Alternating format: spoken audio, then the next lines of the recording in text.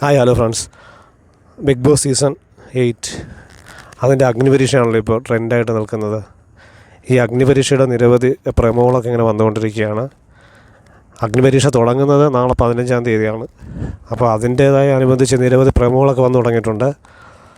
പ്രമോകളൊക്കെ വന്നു തുടങ്ങുന്നത് പോലെ തന്നെ ചർച്ചകളും അങ്ങനെ ധാരാളം ചർച്ചകളും ഇങ്ങനെ ഊർജ്ജമായിക്കൊണ്ടിരിക്കുകയാണ്.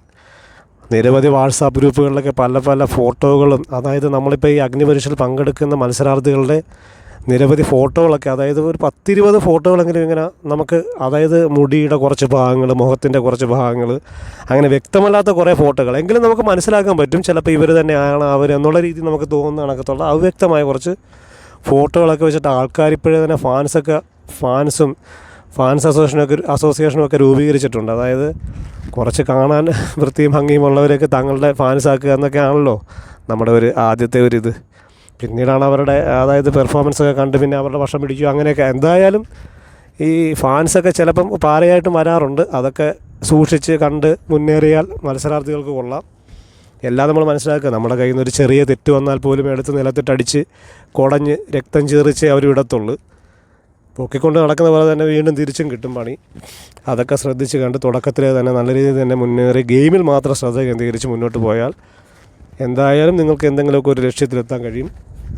എന്തായാലും ഈ പ്രാവശ്യത്തെ ബിഗ് ബോസ് സീസൺ 8 ഒരു വ്യത്യസ്തമായ രീതിയിലൂടെ ചർച്ചയായിക്കൊണ്ടിരിക്കുകയാണ് പ്രേക്ഷകരുടെ ഇടയിലേക്ക്. അതായത് തുടങ്ങുന്നതിന് മുമ്പ് തന്നെ ഇത്രയധികം ചർച്ചകളും ഇത്രയധികം വാട്സാപ്പ് ഗ്രൂപ്പുകളും ഇത്രയധികം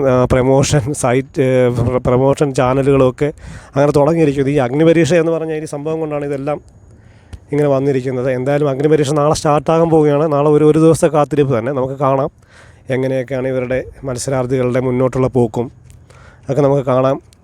അഖിൽമാരാറും റിയാസ് സലീമും പിന്നെ രഞ്ജിനി ഹരിദാസും ചേർന്ന ജഡ്ജസും ഒക്കെ ആകുമ്പോൾ നല്ല സ്ട്രോങ് ജഡ്ജസൊക്കെയാണ് അവരുമായിട്ട് തർക്കിച്ച് ജയിക്കുക, അവരുമായിട്ട് സംവദിച്ച് ജയിക്കുക എന്നൊക്കെയാണ് ഈ കോണ്ടസ്റ്റൻസിൻ്റെ പ്രധാന ആദ്യ ലക്ഷ്യം.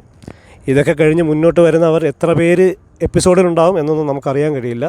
ബിഗ് ബോസിൻ്റെ എപ്പിസോഡിൽ എത്ര പേരുണ്ടാകുമെന്ന് നമുക്കറിയാൻ കഴിയില്ല. എന്തായാലും ബിഗ് ബോസ് വ്യത്യസ്തമായിക്കൊണ്ടിരിക്കുകയാണ്. അഗ്നിപരീക്ഷയിലൂടെ വ്യത്യസ്തമായൊരു ബിഗ് ബോസ് തന്നെയാണ് ഈ പ്രാവശ്യം അണിയറ പ്രവർത്തകർ നമുക്ക് വേണ്ടി, പ്രേക്ഷകർക്ക് വേണ്ടി ഒരുക്കിയിരിക്കുന്നത്. നാളെ മുതൽ 20 ദിവസം വരെയാണെന്ന് തോന്നുന്നു എപ്പിസോഡുള്ളത്. ഏകദേശം ഒരു 20 പേരെയൊക്കെ സെലക്റ്റായി എന്നാണ് നമ്മുടെ അവതാരക റനീഷ പറഞ്ഞത്. എന്തായാലും നമുക്ക് വ്യത്യസ്തമായ ഒരു ബിഗ് ബോസ്, അതുപോലെ തന്നെ അഗ്നിപരീക്ഷ, ഇതൊക്കെ കാണാം.